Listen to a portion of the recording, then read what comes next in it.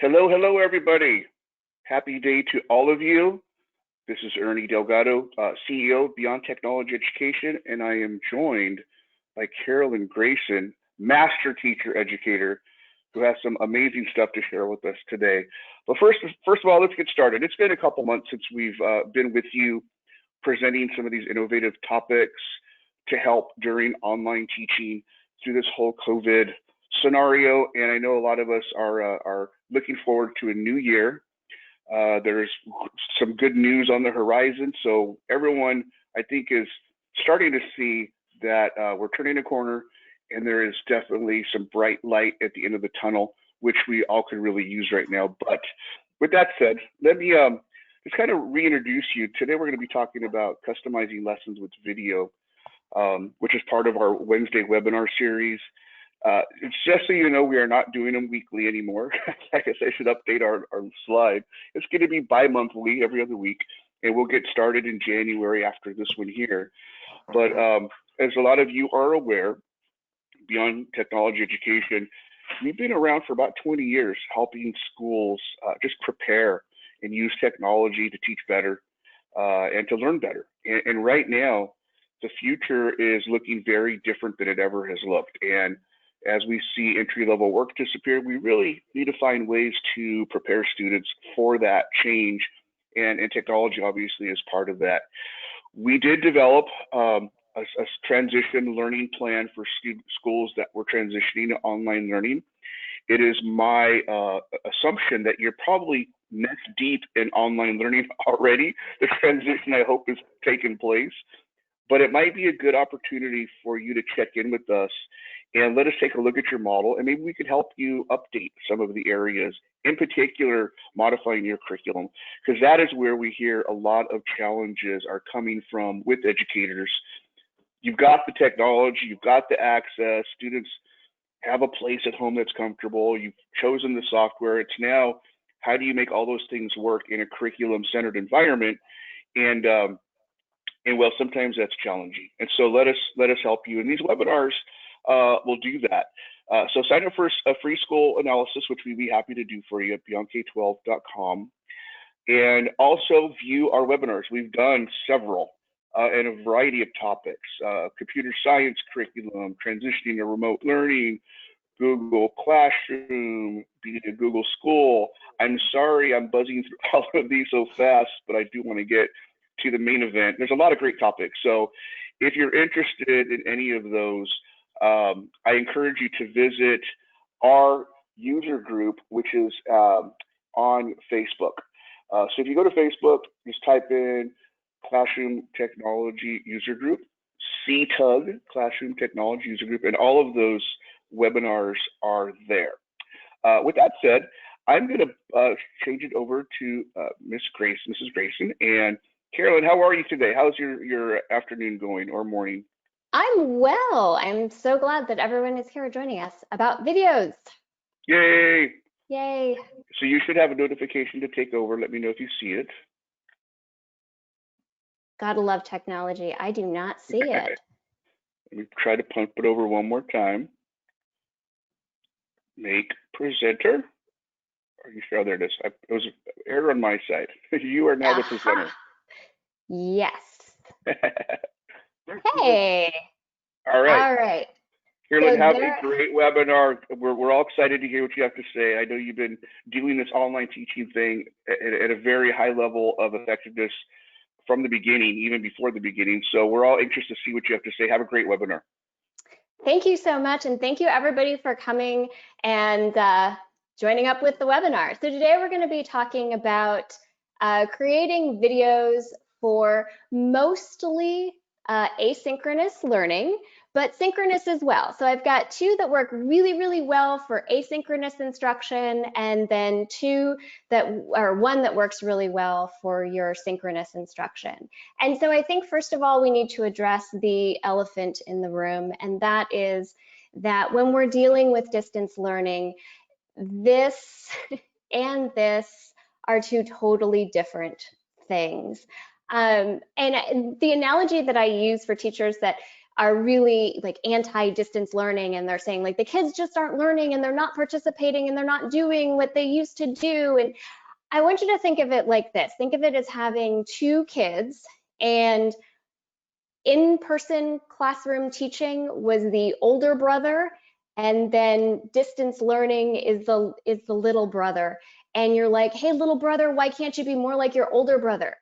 Because you're not the older brother. You have to think of distance learning as being its own unique thing, totally separate from in-person learning. And I think once you've made that distinction, you've made peace with that, it's a little bit easier to embrace this and just kind of go with the flow. But I'm going to try to make it maybe a little bit easier, I'm going to change it up a little bit for you. So we're going to talk about 3 different ways to be creating videos.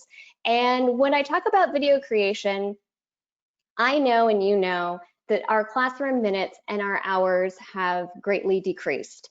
And it's really hard to get the quality and the quantity of what we want to teach onto a Zoom call and into that confined amount of time. And so we need to be creating videos, and we need to create videos for asynchronous learning. And the reason why I'm so passionate about us creating our own videos as teachers is, one, we're awesome. We're like the OG influencers. We used to stand in front of these kids and talk to them, and they listen to us, and they actually value what we say. And so if we're assigning things asynchronously, like go watch this YouTube video or go read this play on your own, I feel like we're giving up part of our power as influencers.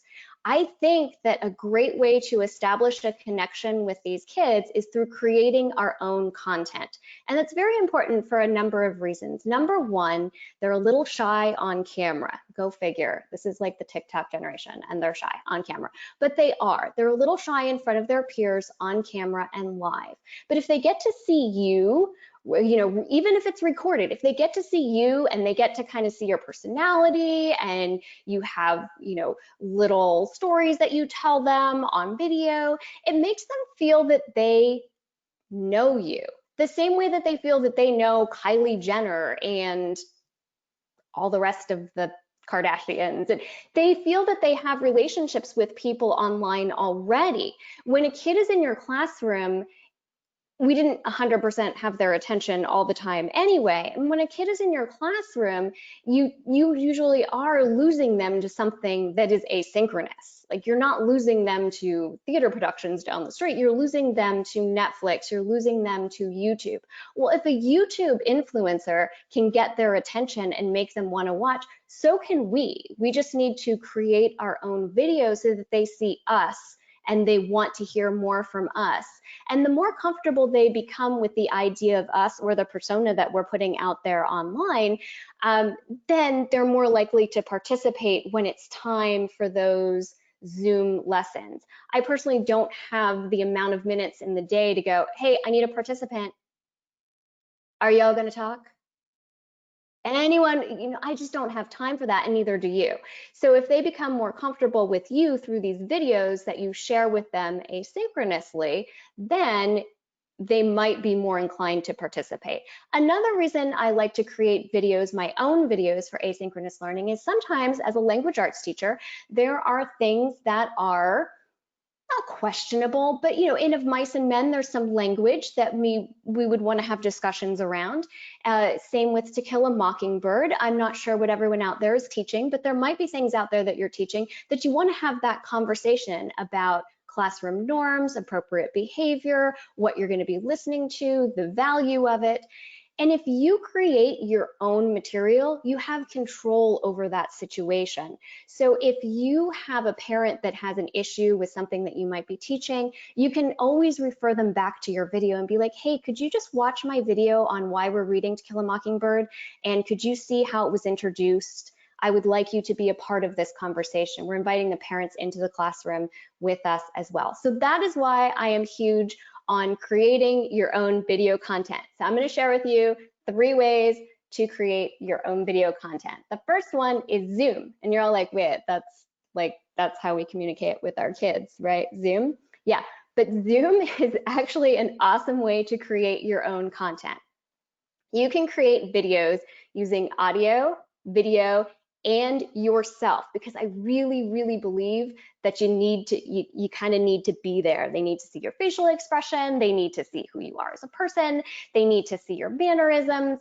That's really important because you're such an integral part of the relationship between students and their education.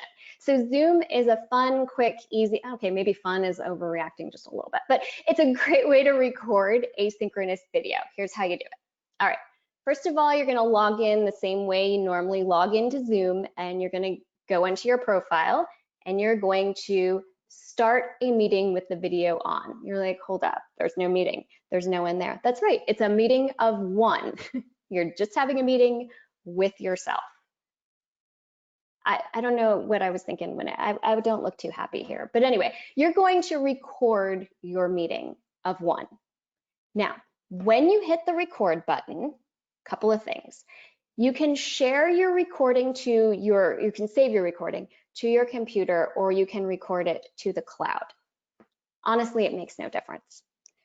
Just save it somewhere where you can find it. Some of my videos have gone on for 45 minutes. And so you want to make sure that you don't put all that time and effort into something that you either can't find or didn't work correctly. So one, you might want to do a test, but I highly suggest that the very first time you do this, save it to your desktop. Just put it, bam, right in the middle of your desktop so that you can easily find it later. You can look it over. You can share it with your class. These files are going to be larger, so you're going to need to upload them to a Google Drive or Dropbox or Box or any other number of file sharing. OneDrive works extremely well. But for the very first time, and as you record these things and as you save them, I do recommend that you save it to your computer and you just put it not in downloads, or because it's going to come through with not a name really. It's just, you know, practically hieroglyphics. So you want to just save it somewhere where you can easily find it. You're going to share your screen. Now, this is great. So if you have a PowerPoint, you can play your PowerPoint. I'm actually going to share with you how I sync up my audio and my visual along with my commentary. And this is kind of analogous to if you've ever watched those YouTube videos where they're playing a video game and then you have the person in the corner that is sharing their commentary about what is going on in the video game. I think that that's pretty much what we're going for here. And kids like that style, they like that setup. I think that they're very familiar with that, and it speaks to them. My daughter's 5, she watches it. I don't get it. So a couple of things here. You're going to want to launch, this very last one is launch your meeting in Zoom, and that is the final, that's the very last one on that page when it opens up. You're not going to go for the whiteboard. You're not going to go for your iPhone, your iPad. We'll talk about that later. But you're going to want to share and launch your Zoom meeting. And then, very important, you're going to want to go down to the bottom if you have audio, and you're going to want to share computer sound.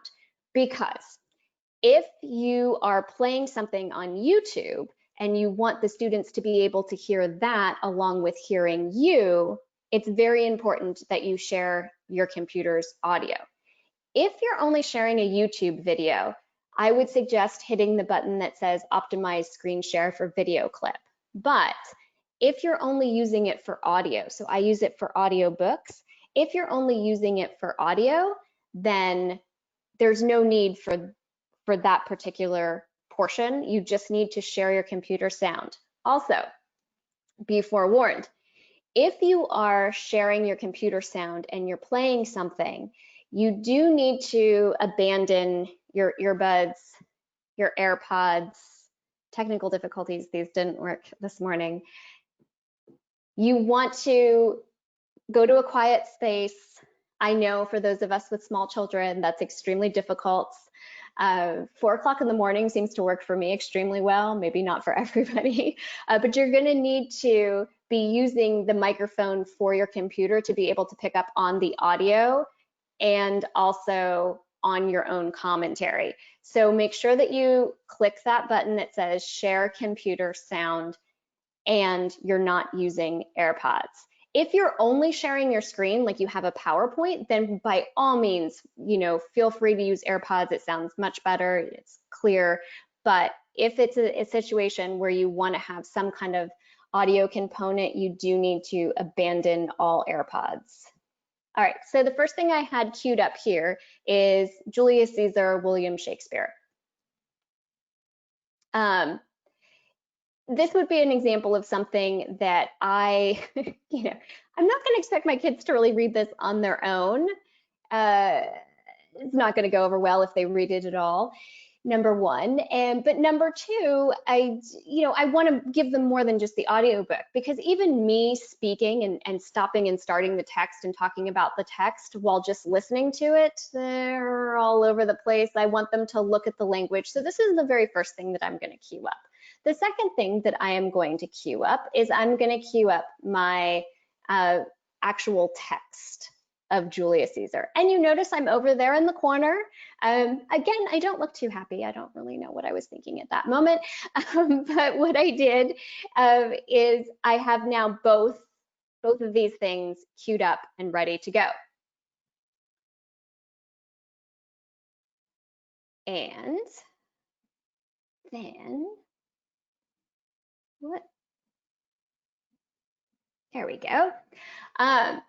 You will notice up at the very top here, you have the ability to turn on and off your audio from the toolbar. So what I like to do is I like to have the audio playing as I'm scrolling through Julius Caesar, and I can stop and start the audio and have a conversation with my students. Now for me, when I record asynchronous videos, I'm evil. I tell the kids, I'm like, okay guys, you're either gonna get a digital tool to write notes, or you're gonna get a pen and a piece of paper, but at a certain time and a certain day, questions are going to be due. And then I don't write down the questions, which is just, it's mean, it's horrible. So they actually have to watch the video in order to get the questions. So I will stop, for example, Act 1, Scene 1, I might stop and I might talk about Lupercal. Great holiday, goat skin, whips, the whole thing. It's an interesting conversation. But I might ask them a question like, well, what does this say about this society and their superstitions? I never write that question down. All I do is I articulate it. So Nearpod is a great tool for creating videos and having kids check in. I tend to use that one synchronously, not asynchronously, because with Nearpod, kids can just fast forward, and they do. Fast forward to the place where the question is, and then they just answer the question, they look it up online and they answer the question. If I just articulate the question and I just verbalize it somewhere within my video, oof, it's just mean. It's mean. They actually have to watch it. I'm sure they found ways around this, but the idea is I'm making it a little bit harder for them. And they can always rewind because it's a video. They can always go back to it. They can stop. One of the things that I like about distance learning is we really are respecting a student's time. If I give a 45-minute long video on a technicality, they can watch that video at a time that is convenient for them, which for one of my students was 2:40 in the morning because she sent me a remind asking me a question about the video. So, but that is I'm respecting her time. She can't come into my classroom at 2:40 in the morning, but for whatever reason, that is when she was awake and working and feeling like this was a good time to learn literature. And so with asynchronous videos, they can work at their own time and at their own pace. They can pause it, they can go back, they can listen. But I embed the questions within the actual video without writing them down. Now, if you have students with 504s, if you have younger students, if you're an elementary school teacher, I wouldn't suggest doing it this way. I would have a PowerPoint that you can then refer to as well with the questions listed there. But this is a nice way for them to see you, see a piece of text, hear the piece of text, and then also get questions if you would like them to have questions as well. Now, you can also use this, if you are so inclined, you can use this as an actual doc cam. So I know my daughter's class, she is in kindergarten, they do a lot of handouts, they do a lot of printouts, and the teacher uses an Elmo. And if you have an Elmo in your house, that's awesome if you have access to an Elmo. But if you don't, you can use the Zoom app to record a video and to use it as an Elmo as well. You do want to use an iPad or iPhone cable. It just works better. AirPlay is a little bit glitchy. It works sometimes, it doesn't work other times. I really would suggest using the cable. And then, of course, we will talk more about these later. You do need some kind of bendable iPhone or iPad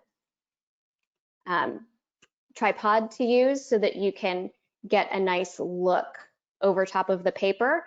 But it works just the same. You just open up the camera app on your phone, you put the piece of paper underneath your iPad or your iPhone, you write on it, you're recording. So now they have your picture over on the side, they have the paper that they're looking at, you're recording the paper, and again, they have it as a reference, which is really helpful. Oops. And here's a whole bunch of different Flex scripts. This one happens to be just for your iPhone or iPad, it is really small. Goosenecks are even better. If you can get a gooseneck, they do attach to the side of a table. So it depends on, where you want to set up your dock cam. These will bend around any kind of straight up and down surface, and you can place it in whichever direction you like. A gooseneck is great, but it does need to be on the side of a table. And I would put down some kind of cloth because it can leave a mark. Don't want to be responsible for the unvarnishing of your table. Now, next video creation software. This one has nothing to do with education, but it's awesome. And I found a role for it in my educational world. So this is called Splice. It's free. Unfortunately, it is only iOS, and it is for your iPad or your Apple device.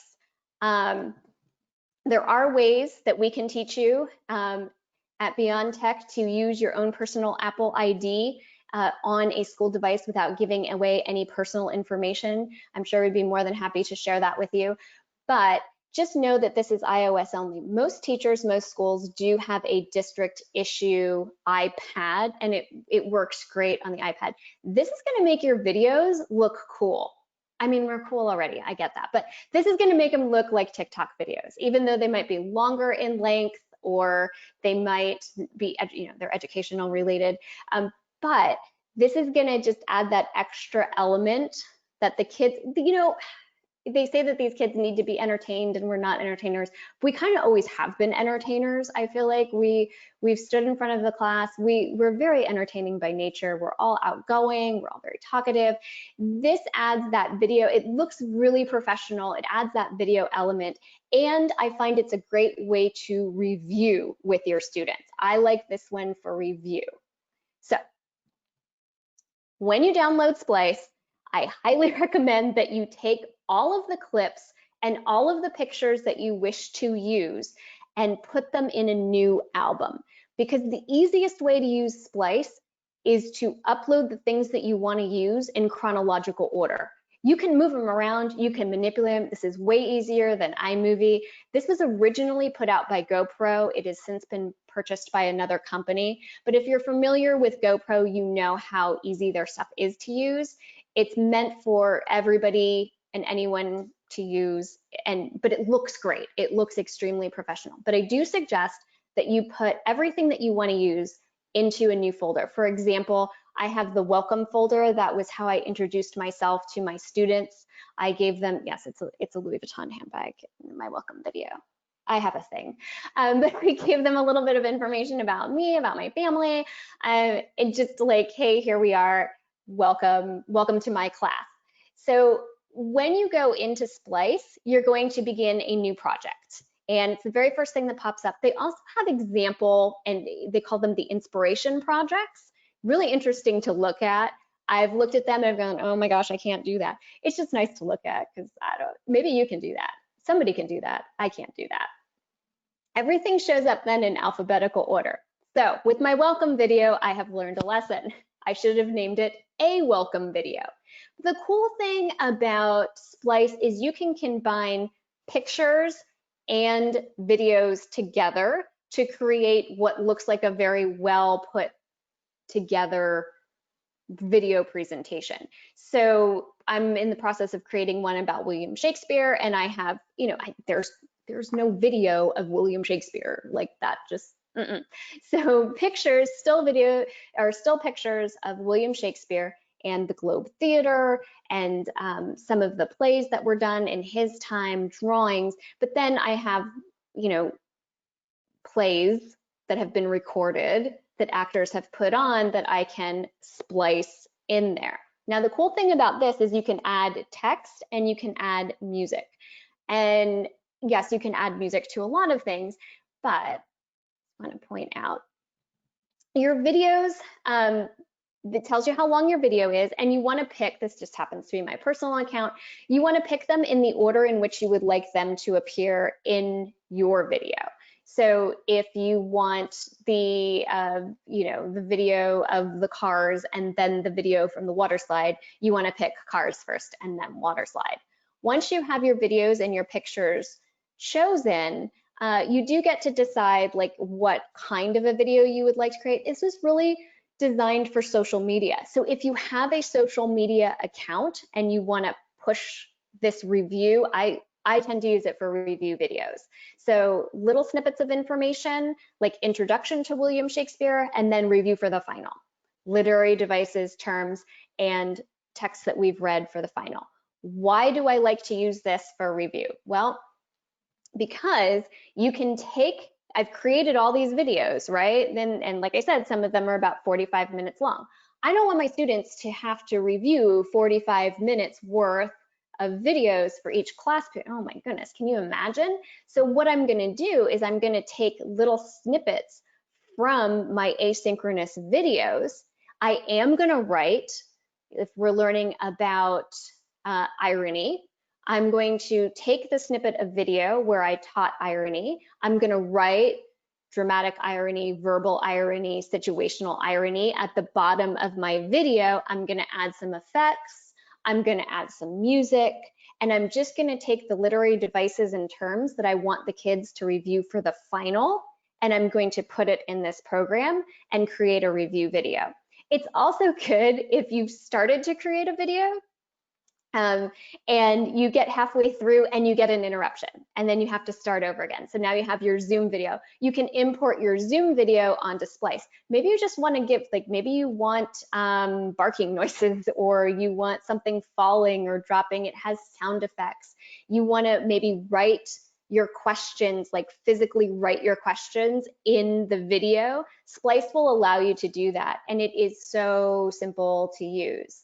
You can add music. Kids love music. And what I like about this is you do have the iTunes and the imported music as always, but the music that is listed, and they have many different categories here, the music that is listed here is all rights free. So you can add it to social media. You can put it on YouTube if your classroom has a YouTube channel, and you don't have to worry about copyright infringement. You can publish it. You can use it to create your own lessons and put it out there publicly. Another thing I really like about distance learning is now everyone can see what we're doing. It's not a closed society anymore. When we talk about free education, and the more education we put out there, that is free education. And is that really a bad thing? So create great videos, put them out there, people learn from them. I think that's pretty awesome. And this is kind of fun, you guys. You get to make a video. and put it out there. You will notice at the very bottom, you have the ability to add how long your text stays, where your text is placed. Does it go through one video clip or two? How long do you want to keep that information on the screen?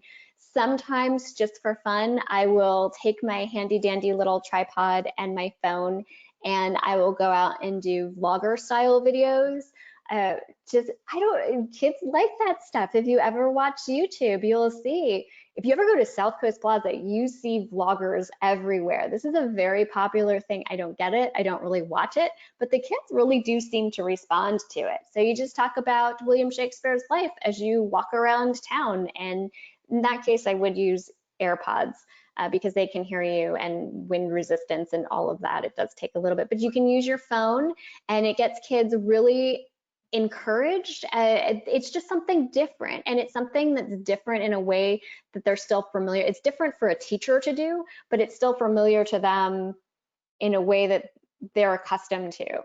So Splice isn't an educational app, but it can be used for education, and it's free and it's fun. You could even use this for like Christmas parties and things like that. It's a great app. It's a great tool, but to be able to use it, it just spices up. It's just better than me sitting there in front of the camera and be like, today we're going to be learning about William Shakespeare. Like, it's just, they don't want to see that, but I can add effects. You can do highlights. There are 1,000,005 different, okay, maybe not 1,000,005, that's probably a little bit of an exaggeration, but there are a ton of tutorials on Splice about how to use it and how to create the traditions. Honestly, if you just play with it, you'll learn it you'll be able to create a video that looks pretty professional within a very short amount of time. One of the things that I like to do, which is silly, I like to do the thing where you like point and then you have the words come up, and then you point over here and you have words come up, and then you point down. I have fun with it. I think the kids kind of have fun with it. You can always share it with them and ask them to create videos as well. Make it into like a little classroom project because it is free, and most of them do have iPhones. If they don't, you could maybe put them in groups and use them. Flipgrid is another way to get nice little snippets, but if you want kids to get creative, send them over to Splice and have them do maybe like a little group review or something on something, or a concept that you've taught, or at least if you can't make it mandatory because it's like a BYOD, and they obviously, but if they all have iPads, they could easily get this. But if it's a BYOD and they don't all have iPhones, you could offer Splice up as a resource and explain to the kids what it is, what it does, and give them a chance to play around with it, and then they can share their videos. It's a lot of fun. Finally, here we go. We've got Explain Everything. Explain Everything has been around since 2011. You'll notice I wrote an article on Explain Everything for iPhone Life magazine back in 2014. So it is what we used to record your phone screen before Apple allowed you to record your phone screen. There are two versions of Explain Everything.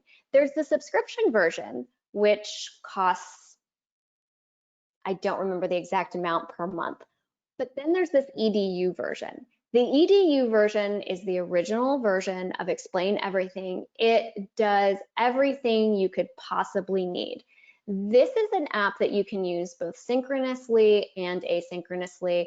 I use the two interchangeably. I think it's extremely helpful for elementary school teachers that have a lot of, like when I watch my daughter work, there's a lot of mimicking and miming. Today they had to do AT words that ended with AT, bat, rat, cat.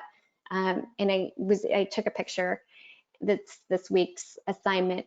And so when you have like physical handouts and you need to be able to write on physical handouts, this is a wonderful, wonderful tool to have. It is a whiteboard away from a whiteboard, and you've got two ways to use this. You can use it live. You can use it hooked up with your Zoom, extremely easy to use. You can use it to create your own videos. You can import your splice. I wouldn't necessarily suggest importing your Zoom video unless it's just you on camera, but you could. You could import your Zoom video and then you can write on it as well. But here's a cool thing, especially if you're an elementary teacher, you have a document and you want students to be able to revisit it, because she learns bat, cat, rat, and then she goes outside to play. She can't remember how to spell cat, bat, rat when she gets it. You want to be able to review for them. So I think at an elementary school, especially she's in kindergarten, so especially at a kindergarten level, you might not have like a lot of asynchronous videos. You're thinking, you know, it's not like they're not doing Shakespeare. She's doing bat, cat, rat, no Shakespeare there. Oh, it kind of does sound like Shakespeare in some ways. But you would have a review video and you can record what you're doing live. So if you're recording your screen as you're going through the lesson, kids can legitimately go back and revisit the day's lesson complete with the commentary and everything that was said in class, which is a really great way to review. And I think it's also a really great way to review if your district, I know our district does, has a rule where you cannot record the students. Like I can't record my students' pictures, but I could record my lesson using Explain Everything. It wouldn't violate that. And I could then post that to my LMS. So let's take a look at it. You've got 3 basic options when you open up the app. And like I said, this is the EDU version. So this is the pay once, get it done, you're good to go for, well, I've had it since, 2014 at least. So blank canvas is what I normally use, but I just want to call your attention to the templates page. Now, like I said, I'm really big on creating your own content because it does build relationships. It's intellectual property rights. You make sure it's like how you get back your extra minutes. Also, there's that thing about, like, we tell our students, don't copy from the internet. Don't use something that's already on the internet, come up with original thought, and then we send them to something that's on the internet. Like, if I'm going to tell them that they have to have original thought and they have to come up with their own things, I want to come up with my own things as well. So unlike Nearpod that has like ready-made videos for you, this doesn't have ready-made videos, but it does have templates. And I just want to call your attention to the last 2, because sometimes people, like, they look at the templates and then they just sort of move on. But I just want to call your attention. The timeline and the Venn diagram are such cool templates. You fill it in with the information that you want your students to learn. I love the way they look. They're very clean. They're very easy, especially if you are a history teacher. I think that the timeline is extremely valuable. And the Venn diagram is awesome if you want to compare and contrast anything, like for elementary school kids, apples, oranges. For the high school kids, you could have 3 different, Brutus, Cassius, and Caesar. They're great tools. I just want to let you know that they're there. They're not pre-filled in. You do have to fill everything in. You can customize it the way you want to customize it. But out of all the templates, I think because they're the last 2 in the line, they often get overlooked. And I've used these and I have had great success with them. So Explain Everything has so many things, it can be a little bit overwhelming. The very first thing that you see at the top, it looks like a deck of cards with a plus sign. This is where you find just about everything that you could use to customize, everything from like pictures and clip art to your scanner, your browser, your file uploads, your image uploads, your audio uploads, like all of your uploads. So this is like the basic toolbox. I don't think that it's maybe the best labeled. I don't know that people realize how much is under that one tab, and I think they could have done a better job labeling that tab, but it's the very first one. And I did choose to show you some clip art because I think that for an elementary school teacher, you could even create like little worksheets here using a lot of the clip art that they have, which comes in handy. For my math friends, it has a full-on math calculator. Now you can use this as a whiteboard. So if you're going live with this, you can write on it with an Apple Pencil or any other stylus. This is not, you don't have to have an Apple Pencil. You can use any stylus, but you can write on this just like a whiteboard and it shows up on their screen. But you also have this math keyboard. And I'm not going to lie to you and tell you that I know what half of that stuff means, because I don't. But I do know that math teachers have struggled with, how do I show my students how work is done, and how do I get mathematical symbols on the screen? This is a way to do it, and you can save it, you can record it, you can have your audio in there as well. You can add video directly in Explain Everything, and once it's on the page, you can start to manipulate things around. So you can move your videos, you can move things, which is really nice. A whiteboard doesn't necessarily have that capability. You can move your handwriting, you can move text, you can put handwriting and text on the same page, you can put clip art on the same page.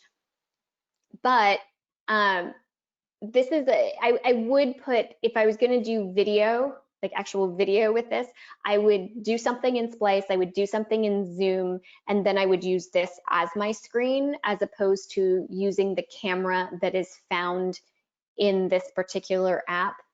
It's just not, I mean, it's not bad, but it's not the greatest. It does, however, allow you to upload your content from other places.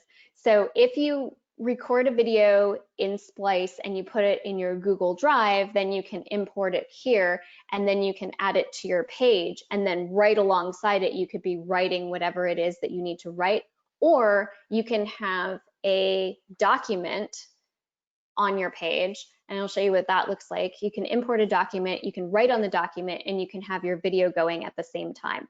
If you don't want to have video, or if you don't feel the need to have yourself on video, then the audio on here is perfect. It's great. It records your screen, it records your audio, it records you talking. It's perfect.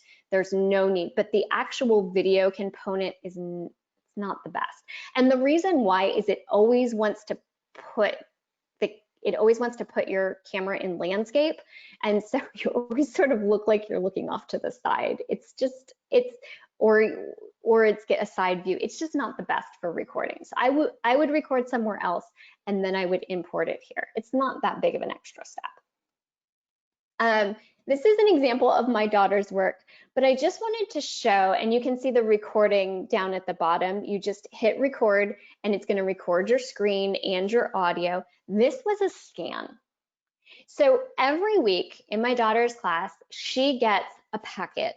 And it's a PDF packet, and I have to print 17 to 25 pages worth of worksheets for her to use throughout the day or throughout the week in school, in kindergarten. This is a scanning app, and if you wanted to, or if your students had the capability, you could take those worksheets, you could scan them into Explain Everything. You could actually create a little book that you could send home with the kids, and if they had iPads, they could, an Apple Pencil, they could write directly on the iPad. But the quality of scan here is really good. It rivals CamScan or any other. You can export your scans. If you just wanted to use this as a scanning app, you could use this as a scanning app and export it and actually print. So it's almost like a 2-for-1, and CamScanner remains my favorite scanning app of all times, but the quality of this is so good that I do feel like it's printable. It's definitely printable. So for teachers that have classes where you've got a lot of worksheets, this is a nice way that you could create a little book for your students and send it off to them. If you're looking for a scanning tool, this is an all-in-one. You can write directly on it. You can see that she wrote on it, obviously, previous to me uploading it and scanning it. So it did scan it through with the colors. It looks great. I'm always impressed, and I feel like they're always improving this, the scanner version of it. So I think it's just wonderful. I like you create like a little book that you go through and speak to the kids, and you can read it to them. So Not that I'm an elementary school teacher, nor do I know much about teaching kindergarten, but if I were a kindergarten teacher, I might choose to use this and an Apple Pencil as opposed to an Elmo. Share this screen, do the recording. I see a rat, I see a cat on a mat, and have the kids repeat it, but then save that recording that corresponds with their handout that they're working on at home, and then just upload that to my Schoology or my Google Classroom and ask the kids to review it 2 times throughout the week for practice. It's a really nice way to review. This is actually a document that I brought in. It's a PDF, so you can bring in a PDF from another source. This just happens to be some character development, and you can go live. So if you're doing, you can record it, obviously, but you can also do this synchronously with your students, and you can mark up a text. So you have a highlighting tool, you have this live laser pointer tool here, and you can mark up the text. If kids have the text at home, they could also be marking up the text as you're going through it. And again, you can post it along with all of your commentary. I think it's a little bit nicer than a PowerPoint because it is so interactive. You can write, you've got the text option, you have the writing option. If you don't have an Apple Pencil, it makes no difference. You can actually type directly onto the pages. And then, like, say you don't want to make a video, you just want to have the pages, you can still save the pages with no recording, and you can export those pages and have the kids revisit it at a later time. So Explain Everything is a wonderful little toolbox. It's a gem that's out there that it does so many little things that you can use on a daily basis. You can use it synchronously, you can use it asynchronously, you can create documents out of it, and you can publish those documents, or you can use it in your world of video creation as well. So just a little recap here. We had Splice, the most fun. Like, some of you should probably just go and enjoy Splice for a while. It really is fun to create videos in Splice. It's enough of a high quality. It has that like TikTok vibe. Oh, you got filters. So you can, you can filter yourself, and you can blur yourself, and you can make things. One of the things that I did for my students with Splice is when we got to a literary device that was extremely important, I would turn the screen black and white. I don't know. It was just kind of, it was fun. It got their attention. It was different. Sometimes you just need that a little bit. Zoom is probably the easiest way to combine and record. So you have the visual, the audio, and your commentary all at the same time. This is probably the best option for your longer videos, because if you've got a large chunk of information, it's not going to cut you off. There's really nothing to it. You don't have to do much other than queue it up on your computer. It's really easy to save and publish later. You already have Zoom. Most of us already have Zoom. And then Explain Everything is just awesome. Now, if you go for the subscription version, I will let you know there's a collaborative element to it. So if this is something like a district would consider investing in, you could have teachers combining and collaborating. It also has cloud storage. So if you don't have like an unlimited drive somewhere, that might be important to you. I can't remember what the pricing is on that, but it's not completely unreasonable. But the functionality is pretty much the same between the two. Explain Everything, it's a whiteboard, it's a math machine, it's a scanning tool, it's a highlighting, editing tool, it's a video creator, it's got your clip art, it has screen recordings. You can record your lessons safely without recording your students at the time of presentation, which I think is another important element for review later. So those are the 3 things that we've learned about today. I'm more than willing to entertain any questions that you might have. Thank you all so much for coming. I really appreciate your time. I know that it's a difficult situation, and it's a different situation, but I think if you just kind of go with it and just go with it and take it for what it is. I mean, maybe this is part of the future of education? I think you might be right on with that last statement there. And this is really interesting information, Carolyn, because I think a lot of educators are struggling exactly with this transitional period. How do you take traditional teaching methods from the classroom and make them relevant and update them for an online environment? But I don't think this is a temporary thing. I really feel very strongly that our industry is being reinvented as we speak. And these topics that you're bringing up are going to be part of the new classroom, the new, not just remote classroom, but even when we get back to school, it's just a time to recalibrate and rethink, the educational model, which was invented 100 years ago when none of this stuff was around. And now that we have all these amazing tools and data and research and experts like yourself that have tried them and used them and been successful, there's now an opportunity to rethink how we handle ourselves as educators. So I hope everyone out there really enjoyed this. If you have questions, there's a question and answer box. Type them in there, and I'll get the questions to Carolyn. But yeah, phenomenal information. So, this is actually a great opportunity to also mention to our attendees. We will be sending out a video link of this. That was a lot of words, Carolyn. You had a lot to say there. And I know everyone couldn't have taken the notes that fast, so we will send out the video. You can pause it, rewind it, rewatch it, and go through the steps that she outlined to do some of these really high-level video content creation things. But also, we are getting ready to launch our digital courses. And Carolyn has been gracious enough to work with us. And we've done some research, and we've already started developing some very high-level courses, using a really good camera, really good audio, and giving you more tools like this. And so that is going to be announced. Well, I'm announcing it now. Those will be available soon. After this webinar, we're sending out a survey. If you click the box, yes, I'm interested in your digital courses, we'll make sure that you get a special offer for that.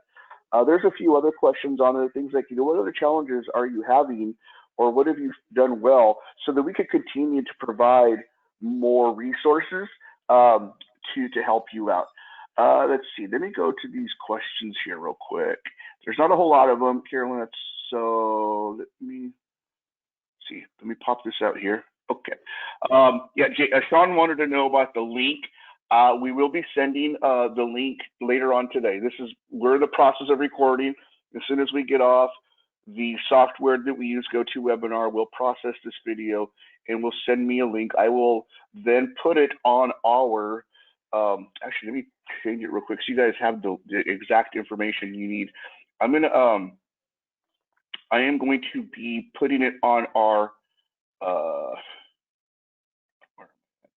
going to be putting it on our Facebook group. So let me show you what that is real quick, so you have access to it. The Facebook group. Okay. I'm trying to take it back. Is it showing me yet? Presenter. It should be me. Talking to everyone. Let me move this out of the way. Can you see the screen where it says customized creation, lesson creation? Nope. Well, let me just tell you, I'm having a hard time getting it up right now. But what you want to look at is the Facebook group and type in Classroom. There it is. Classroom Technology User Group. And this is a place where we have all of our videos. And we've done 15, 20 high-level, teacher-specific online tools, including Zoom, including Google Classroom, including what was it, the scan software? Cam Scanner. All of them. Cam Scanner. There's a bunch of them. So go to this user group, type in Classroom Technology User Group into Facebook, find us, become a member of the group, and not only will you have access to all the previous videos, but you'll also have access to this video here. Okay, that's gonna be the quickest way. We'll have that up by tomorrow, probably by tonight. But other than that, let me see whether there are any other questions. We do have one other question. Let's see. And the question is this. Will the recording be sent? I'm having audio issues. Yes, Christina, we will be sending it. Yes, Sean, we will be sending it. So with that said, Carolyn, again, thank you so much. If any of you want some hands-on assistance with any of these issues, please visit our website, beyondk12.com, and fill out the form to get a free analysis. And that's it for now. So Carolyn, again, thank you so much. Enjoy the rest of your 2020. I think all of us are looking forward to 2021, improving our world. It's kind of an important thing, but more importantly, for all of us to really take note of all of the things we're learning through this online learning experience and find the stuff that's good and mix it up with the stuff that you did well before. And let's create a whole new learning environment. Let's really take this opportunity to reinvent and reinvigorate our industry, because our students demand that. And as we know, they're very video centric. So this is how we're going to communicate with them for now into the future. It's not going to go away. It's just going to become more relevant. My 8-year-old he's all video all the time. I mean, also as these students get older, we're going to find this is the main way to get information across to them. So I'm glad you spent some time today. We look forward to your input on the survey. Please finish that. And Carolyn, thank you, ma'am. Have a great rest of the day. Thank you, everyone, for coming. All right. Bye, everybody. Have a good day.